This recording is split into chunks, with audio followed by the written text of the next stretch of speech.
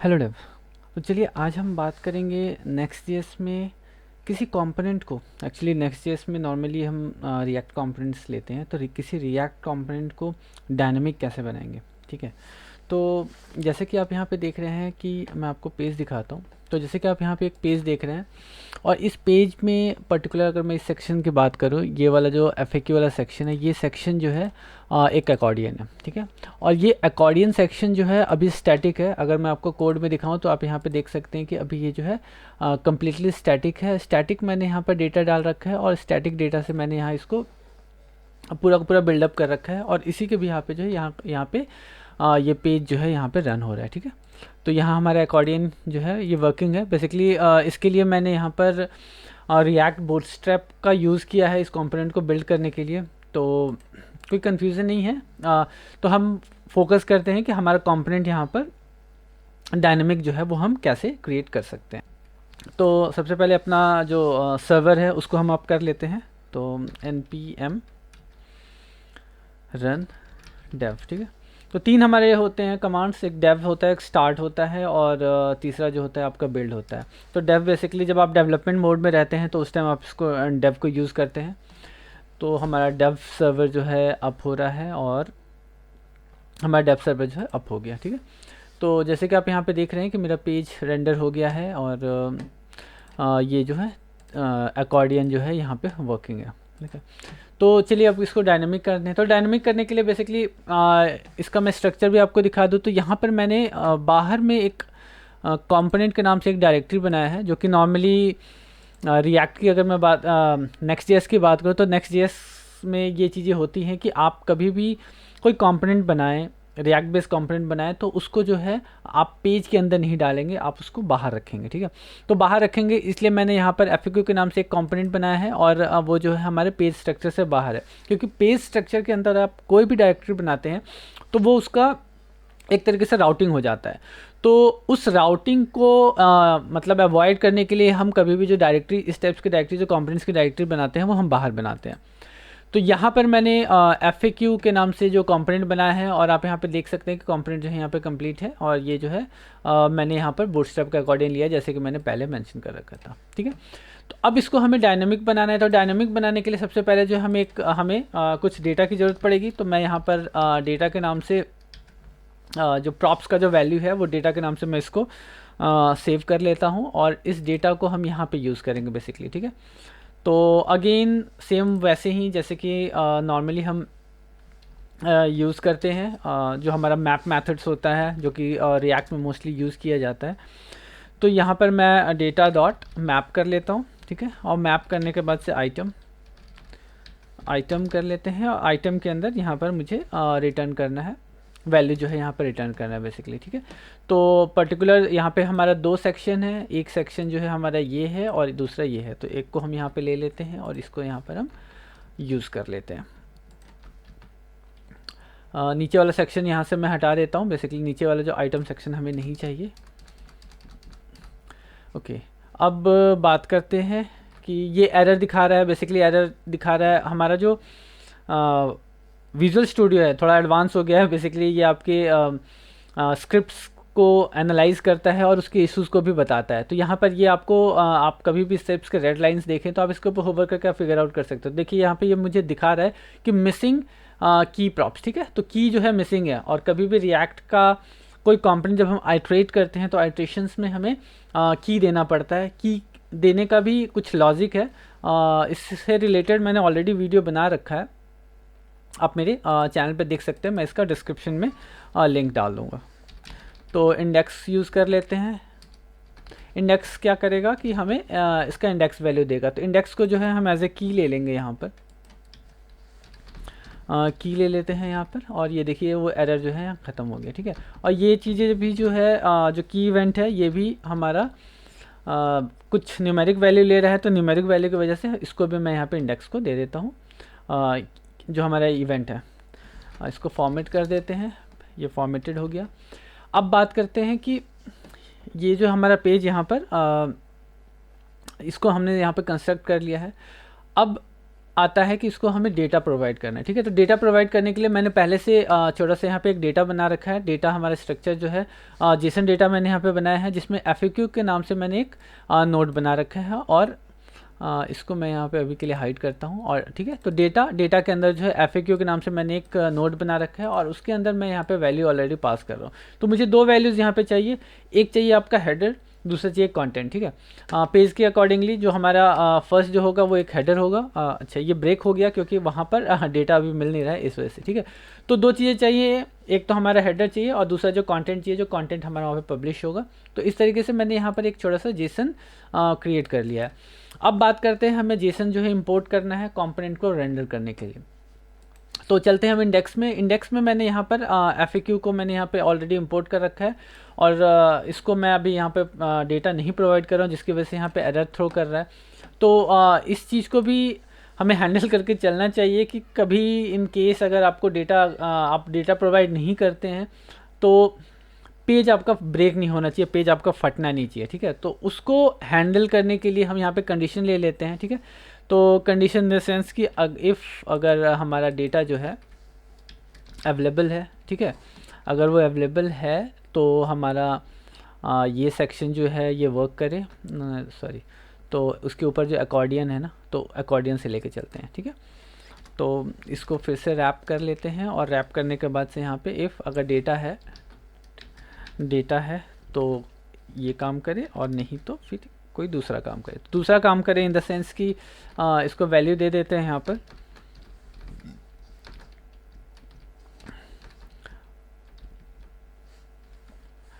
Data not,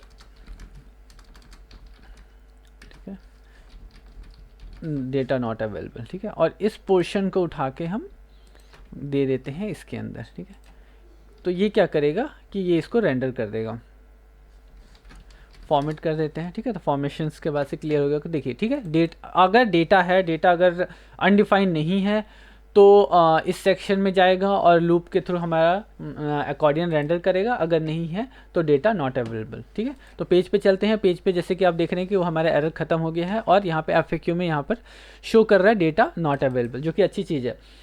हमेशा backup plan in the sense कि errors को फिगर आउट करके चलना चाहिए कि आप कहाँ पे आपका एरर हो सकता है, और उसके लिए आपको क्या पर्टिकुलर मैसेज देना है, ठीक है। तो यहाँ पर डेटा नॉट अवेलेबल हमने दी थी, एक जेनरिक सा मैसेज दे दिया है, और ये जेनरिक सा मैसेज जो है यहाँ पर अब शो होगा, ठीक है। अब बात करते हैं डेटा। तो ये डेटा जो है अब हमें प्रोवाइड करना है, तो ये कंपोनेंट जो है अभी हम यहाँ कहाँ यूज़ कर रहे हैं, FAQ में यूज़ कर रहे हैं। तो FAQ में यूज़ कर रहे हैं, तो यहाँ पर हम इसको डेटा प्रोवाइड करेंगे, ठीक है।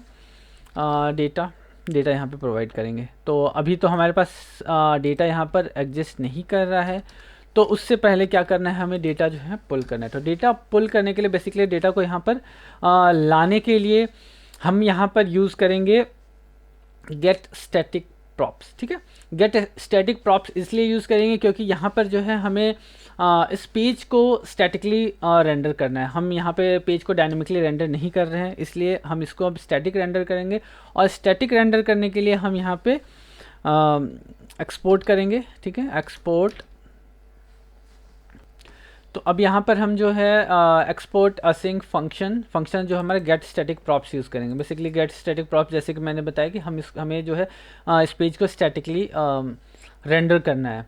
और अगर हम ये यूज़ नहीं भी करते हैं तो हमारा पेज जो नॉर्मली स्टैटिक रेंडर करेगा, जो कि डिफ़ॉल्ट फीचर होता है Next.js का। तो Next.js जो है ऑलवेज़ स्टैटिक पेज ही रेंडर करता है, बट आप कॉन्फ़िगर कर सकते हैं कि आपका कौन सा पेज जो है वो स्टैटिक आपको जनरेट करना है या आपको उसको डायनेमिकली जनरेट करना है।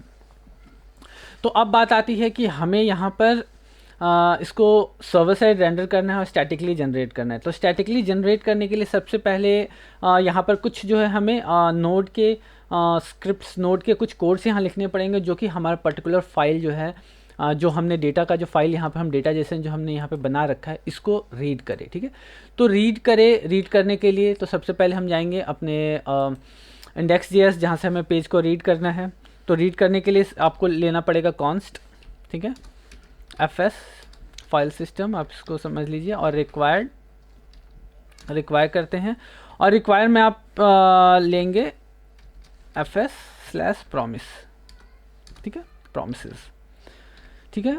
एक तो ये चाहिए, तो ये क्या करेगा, आपके फाइल को रीड करेगा, ठीक है। रीड करने से पहले आपको यहाँ पे रिक्वायर्ड होता है कि आपका जो पाथ है, ठीक है, वो पाथ जो है वो पाथ आपको चाहिए होता है। तो इसके लिए आपका जो नोड जेएस का जो स्क्रिप्ट है वो है आपका, ठीक है, हम उसको ले लेते हैं यहाँ पे पाथ इक्वल टू, उसको इंपोर्ट करते हैं, रिक्वायर में हम यहाँ पे पाथ को इंपोर्ट कर लेते हैं, ठीक है। पाथ को हमने यहाँ पे इंपोर्ट कर लिया। ओके, यहाँ पे मैंने गलत कर दिया है, टाइपो मिस्टेक। अब उसके बाद से जो है हमारा पूरा का पूरा जो पाथ है वो बिल्ड करना है, तो हम पाथ बिल्ड करेंगे। तो इसके लिए फाइल पाथ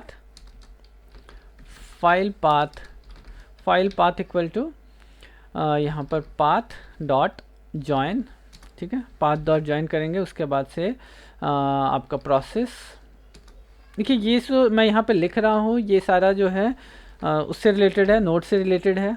तो कुछ चीज़ें जो हैं नोड के से रिलेटेड छोटी मोटी चीज़ें जो है आपको पता होनी चाहिए, ठीक है। डेटा, और डेटा के बाद से हमारा जो है डेटा, ठीक है, स्लैश डेटा, ठीक है, स्लैश डेटा डॉट जेसन, ठीक है। तो जेसन फाइल को हमें यहाँ पे रीड करना है, तो ये पूरा का पूरा जो हमारा फाइल का पाथ जो है आपको मिलेगा।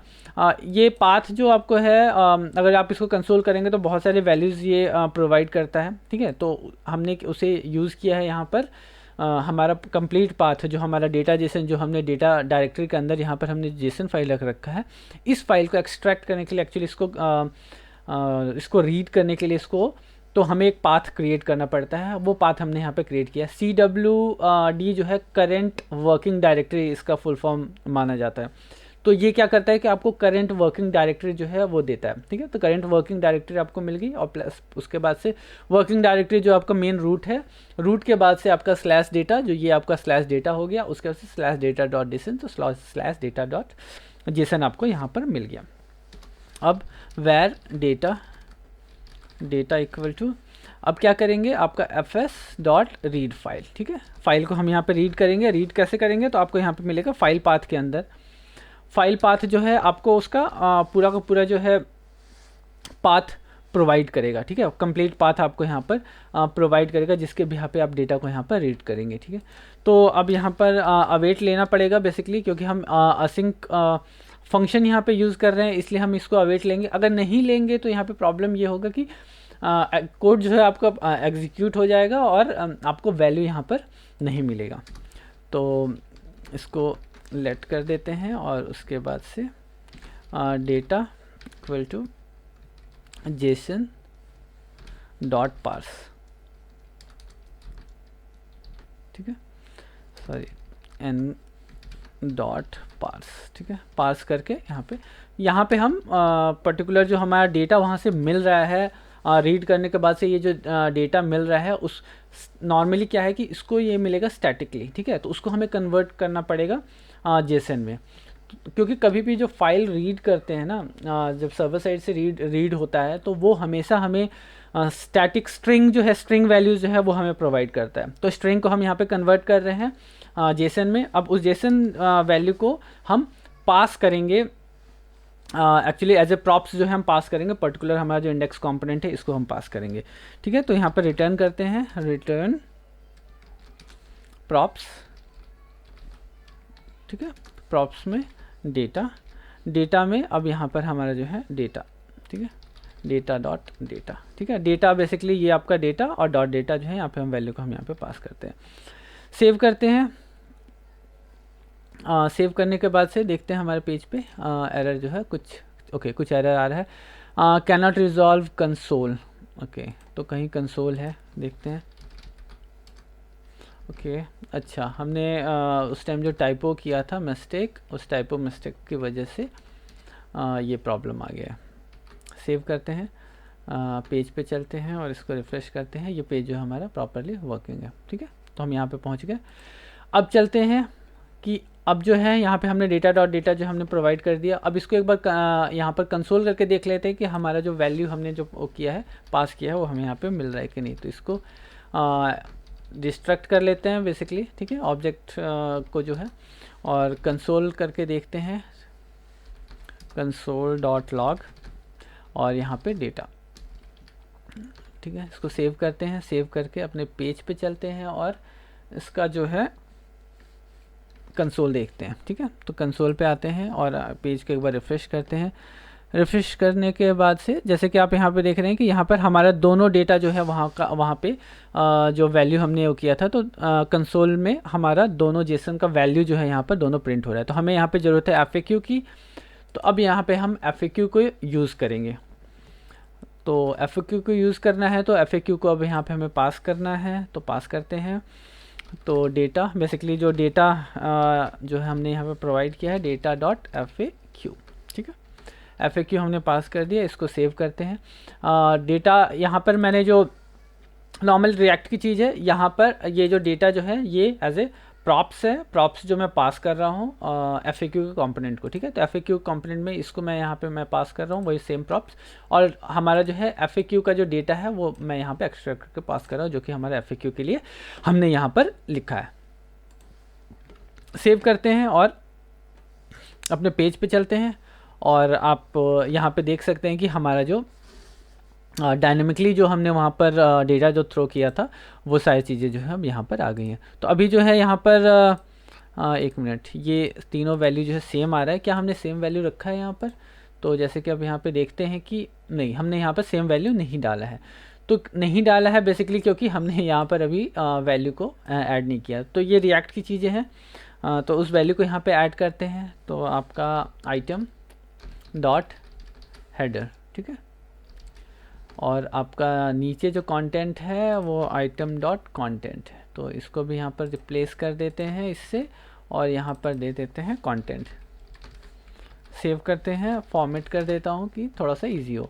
तो यहाँ पर सेव करके हमने इसको फॉर्मेट कर दिया। तो फर्स्ट वाले सेक्शन में हमने हेडर और दूसरे वाले में हमने कंटेंट पास कर दिया। पेज पे चलते हैं। अब आप यहाँ पे देख रहे हैं कि एक्चुअली हॉट रिलोड होता है ना, तो नॉर्मली जो हमारा नेक्स्ट.js जो हॉट रिलोड करता है। तो जैसे कि आप देख रहे हैं कि हमने वहाँ पर जितने भी कंटेंट्स एक्चुअली डाला था हमने, वो चीज़ें जो है यहाँ पर प्रॉपरली लोड हो रहा है। तो इस तरीके से जो है आप रिएक्ट का कोई भी कंपोनेंट अगर बना रहे हैं तो उस कंपोनेंट को डायनामिकली रेंडर कर सकते हैं, ठीक है। डायनामिकली आप उसको जनरेट कर सकते हैं। तो यहाँ पर नॉर्मली हमने क्या किया कि हमने एक बार ओवरव्यू ले लेते हैं। तो यहाँ पर हमने एक जेसन फाइल बनाया। जेसन फाइल में हमने यहाँ पर जेसन डेटा डाल दिया है, ठीक है। जेसन डेटा डालने के बाद से हमने जो हमारा यहाँ पर रिएक्ट का जो कंपोनेंट था उस कंपोनेंट को हमने यहाँ पे इंपोर्ट किया है, देखिए, ठीक है। FAQ को हमने इंपोर्ट किया और इंपोर्ट करने के बाद से डेटा जो है जो हमारे इस पे सर्वर पे हमारा पड़ा होगा, ठीक है, उस डेटा को हमने रीड किया। तो रीड करने के लिए हम यहाँ पे नोड का कुछ स्क्रिप्ट लिख रहे हैं, क्योंकि अगेन Node.js जो है आपका Next.js जो है वो कहता है कि वो फुल स्टैक फ्रेमवर्क है। फुल स्टैक मतलब कि फ्रंट एंड से लेके बैक एंड तक और मिडवेयर तक जो सारी चीज़ें जो है आप इसमें हैंडल कर सकते हैं। तो नोड के लिए हमने यहाँ पर पर्टिकुलर यहाँ पे हमने नोड का जो है कमांड हमने लिखा और उसके थ्रू जो है हम फाइल रीड किया। हमने रीड करके डेटा को हमने थ्रो किया और डेटा जो है हमने अपने इंडेक्स कंपोनेंट को दिया है यहाँ पर, और इंडेक्स कंपोनेंट के थ्रू हमने प्रॉप्स को ये पर्टिकुलर ये वैल्यू हमने दिया क्योंकि वो यहाँ पर ऐड हो रहा है। और ये वैल्यू जब हमने उसको दिया तो और उस वो क्या किया कि उस पे उसको जो रिएक्ट का जो हमारा कंपोनेंट है वो उसको यहाँ पर प्रॉपर्ली रेंडर कर दिया। राइट क्लिक करके इसका व्यू सोर्स भी देख लेते हैं। तो व्यू सोर्स अगर आप यहाँ पे देखें तो यहाँ पर वैल्यू पूरा प्रिंट हो रहा है और हमें कौन सा वैल्यू हमें चेक करना है। तो चलिए इसको एक बार चेक कर लेते हैं कि पेज पे आ रहा है कि नहीं। तो इसको मैं यहाँ पे कॉपी कर लेता हूँ और कॉपी करके अगर मैं इस पे जाता हूँ और इसको पेस्ट करता हूँ तो जैसे कि आप यहाँ पे देख रहे हैं कि यहाँ पर हमारा डेटा यहाँ पर प्रिंट हो रहा है बेसिकली, ठीक है। जो एकॉर्डियन हमने बनाया था वो एकॉर्डियन वाला डेटा जो है यहाँ पर प्रिंट हो रहा है। तो उम्मीद करता हूँ कि जो रिएक्ट बेस्ड कंपोनेंट है वो जब Next.js में हम उसको कैसे डायनामिक करते हैं काफ़ी क्लियर हुआ होगा। तो अगर वीडियो पसंद आए हो तो वीडियो को लाइक और चैनल को सब्सक्राइब करना ना भूलें। मिलते हैं फिर कुछ इसी तरीके के टॉपिक के साथ Next.js से रिलेटेड। तब तक के लिए बाय बाय।